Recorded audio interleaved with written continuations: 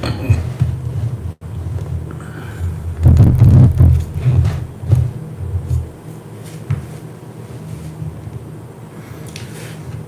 morning, everyone.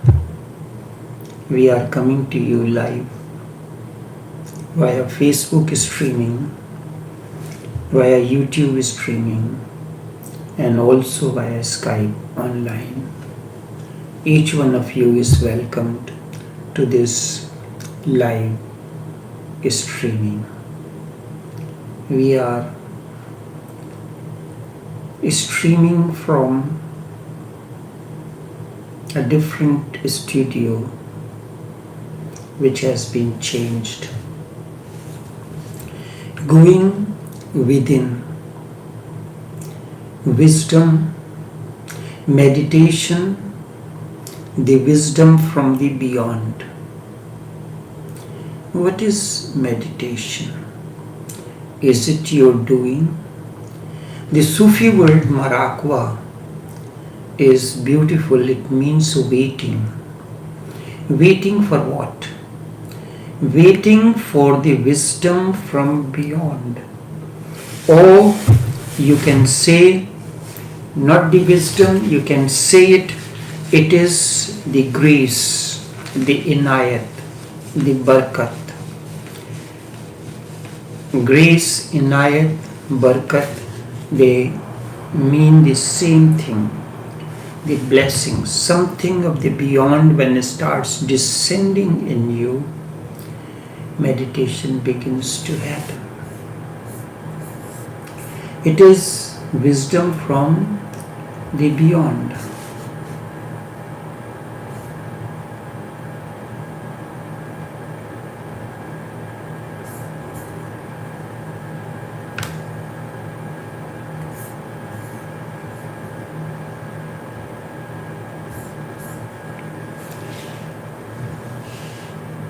You cannot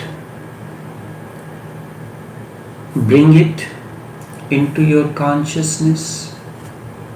It happens on its own. You have to wait for it to happen. You cannot force it. Concentration is something that depends on you. You cannot bring the state of meditation into you, but you can be open to it. Your doors are open. You are totally aware. Any moment it can happen, and I am ready. You need not do anything to bring it into the world, and you cannot bring it. It is beyond you. For this to happen, you have to disappear for it. Only then it will descend, it will come. For that purpose, mind, its dualities, and all the four aspects of the mind, intellect, ahankar, ego sense, memory, has to vanish. Only then it will descend in you. When I say you have to disappear as memory, you have to disappear as ego sense, you have to allow your intellect to disappear.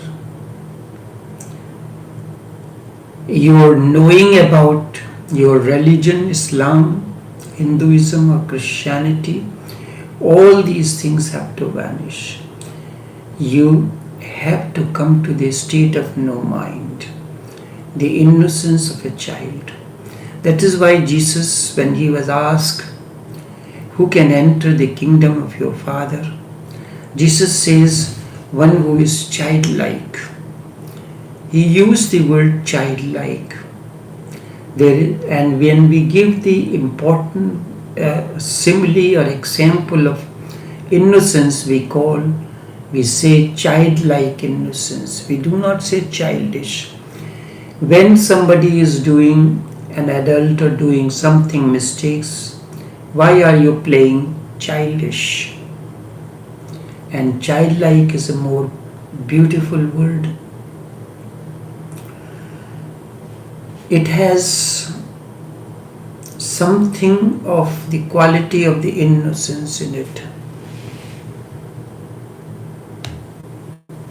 And that is what is very important. Concentration is a mind effort, and meditation is the tree. Meditation is the state of no mind, pure awareness, without any motive. It is the tree that grows without seed. Tree that grows without seed. And that is the miracle of the meditation. The magic, the mystery. Concentration has a seed in it. You concentrate for a certain purpose. There is motive behind it. It is motivational. But meditation has no motive. There are people who tell you, meditate for this, meditate for that. They know nothing about meditation. If there is no motive behind meditation, then why should we meditate? The question comes in the mind. If there is no motive, then why should we meditate? Meditation comes into existence when you have looked into all your motives and find them lacking. When you have gone through the whole round of motives and you have found, you have seen the falsity, the falsehood of these all. You have seen that the motives lead nowhere, that you go on moving with circles with this motive, that motive, and so on and so forth. There is no transformation. You remain the same. Motives go on changing. They go on leading you, driving you, almost driving you mad, creating new desires, but nothing is ever achieved. The hands remain empty forever. When this has been seen, you recognize this. When you have looked into the life and seen all your motives failing, then you are ready for the first time for the meditation. No motive has ever succeeded. No motive has ever brought blessings to anyone. The motives only promise something, but goods are never delivered. One motive fails, another comes in and promises you once again, and you are deceived again, and you go on getting deceived again and again, day in and day out, but you never learn. Being deceived again and again by motives, one day suddenly you become aware. Suddenly you see into it that very seeing is the beginning of meditation.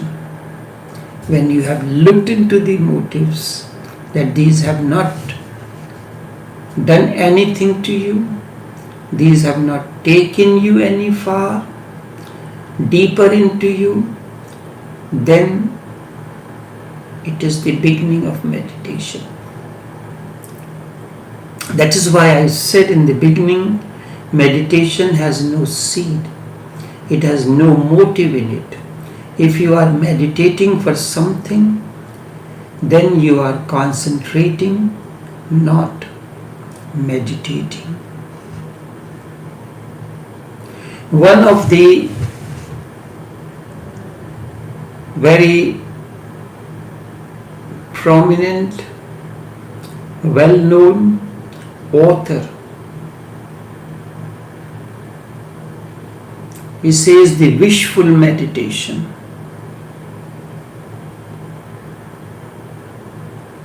This is absolutely wrong. Wish, fulfill meditation as if meditation is a device to fulfill your wishes. And these people have caused more damage than any benefit.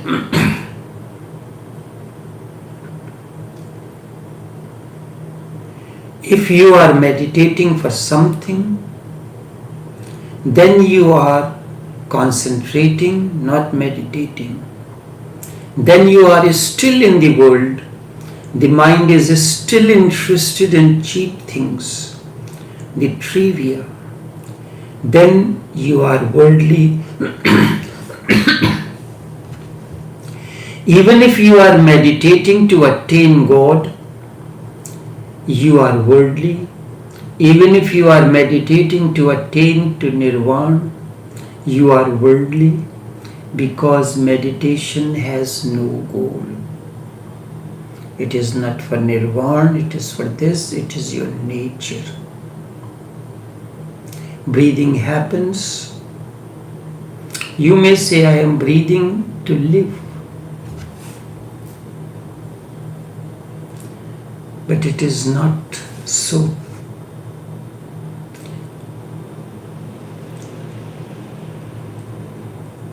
Meditation is an insight that all goals are false. Meditation is an understanding that desires don't lead anywhere. Seeing that, and this is a belief that you can get from me, from Buddha or anyone else. This is not knowledge. You will have to see it for yourself. You can see it right now. You have lived. You have seen many motives. You have been in many states of turmoils. You have thought about what to do, what not to do, and you have done many things. Where has it all led you? Just look into. I am not saying that you agree with me. That is your choice to agree with me or not. That is your freedom. I am not saying believe in me. I am simply making you aware of the fact that you have been neglecting something that you have not been told, something that you have not known. This is not a theory. This is a simple statement of a very simple fact. Maybe because it is no simple. That is why you go on and on without looking into it. Mind is always interested in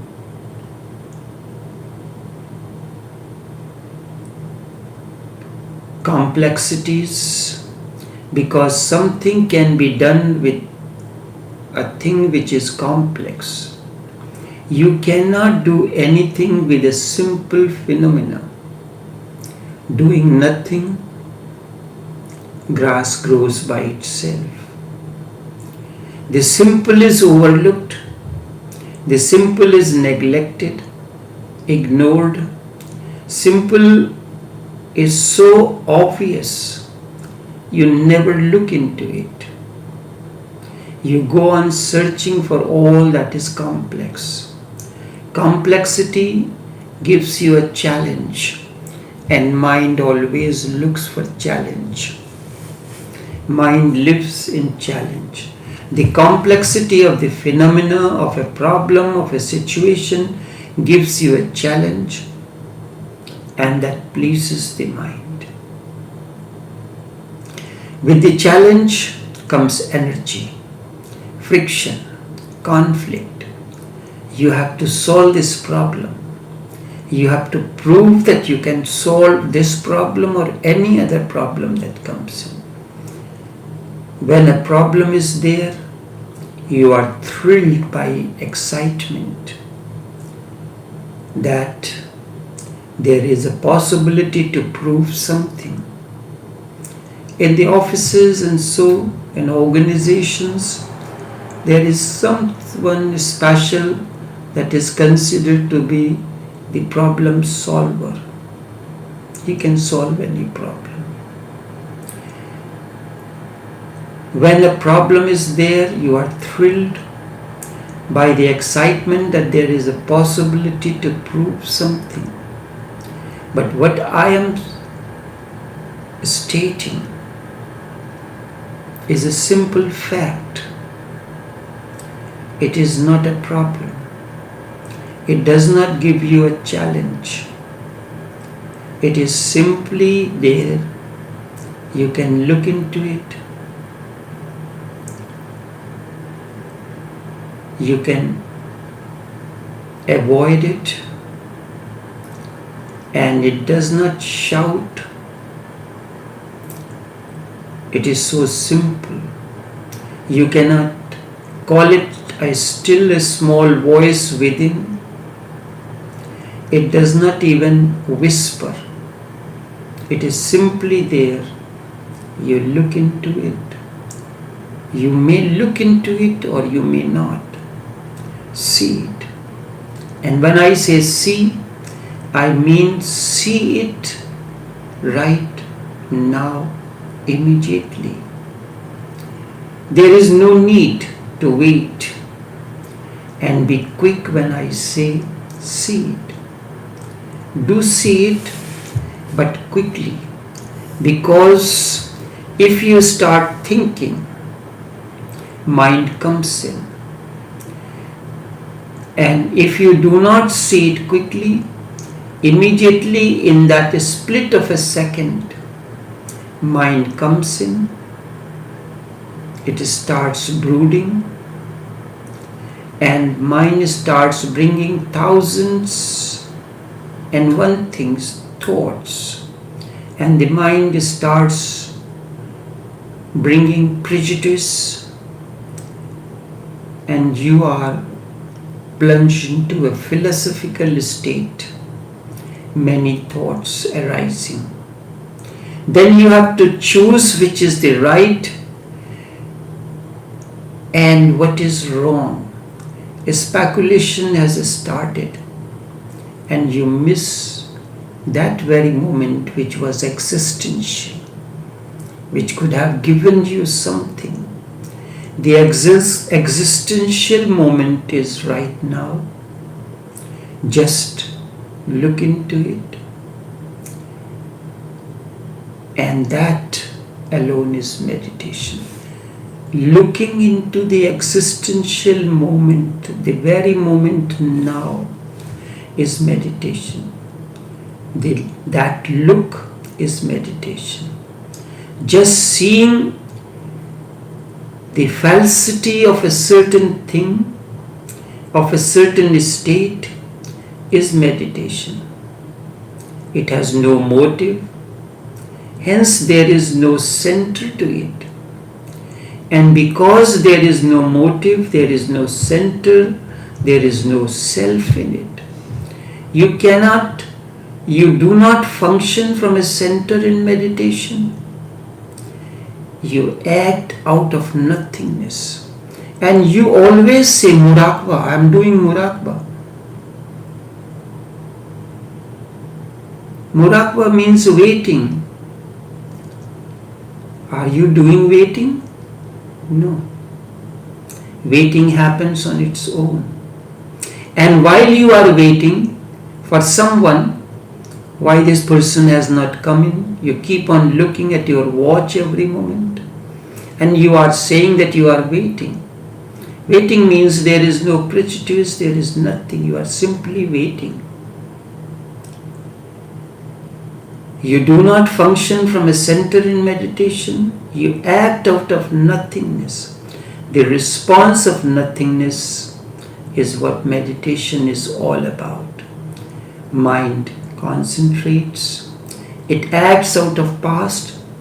Meditation acts in this very moment of which is existential, out of present. It is a pure response. Meditation is pure response to now, to present, not a reaction. It acts not out of conclusions. It acts in seeing the existential. Watch in your life. There is a great difference when you act out of conclusion. You see a man, you feel attracted.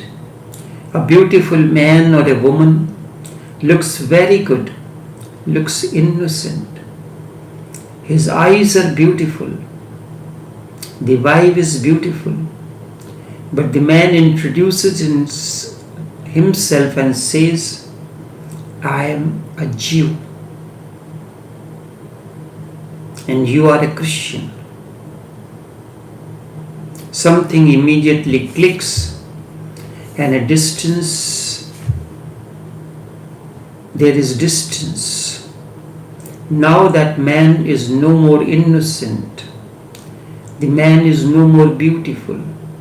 You have a certain idea about the Jew, or he is Christian and you are a Jew. You have a certain idea about Christians, what Christians have done to Jews in the past, what other Christians have done to Jew, how they were tortured down the ages, so on and so forth. Many things comes. The innocence of that person has disappeared.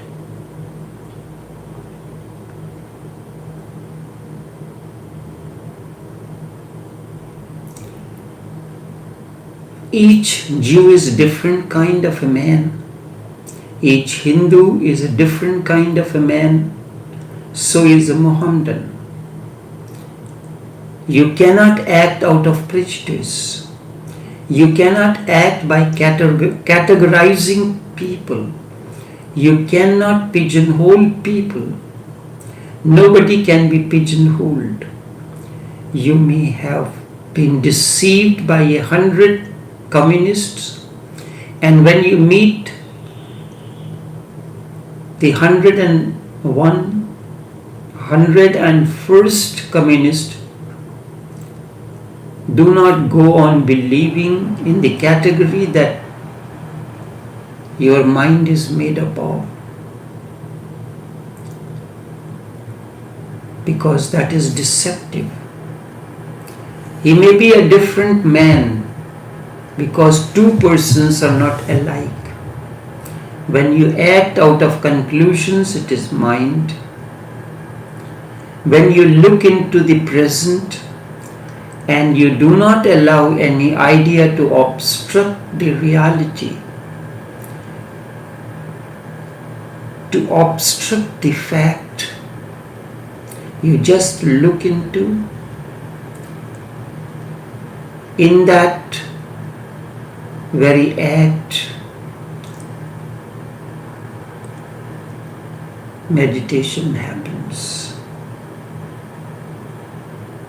It is not something that you do in the morning and you are finished with it. Meditation is something that goes on. You have to go on living every moment of your life. Walking, sleeping, sitting, talking, listening. It is a kind of a climate around you. A relaxed person remains in it. A person goes on dropping the past. A person who goes on dropping the past each moment when it comes remains meditative. Never act out of conclusions. Those conclusions are your conditionings, your prejudices, your desires, your fears, and all the rest of it. And you are there. You cannot, you mean your past. It means all your experiences of the past. We live out of those experiences. Do not allow the dead past to overrule the living. Do not allow the past to influence the present. Do not allow death to overpower your life. That is what meditation is. In short, in meditation you are not there. The dead is not controlling the living. The dead is not controlling the living. Only this much for this morning. Until tomorrow, take care and do have a pleasant day.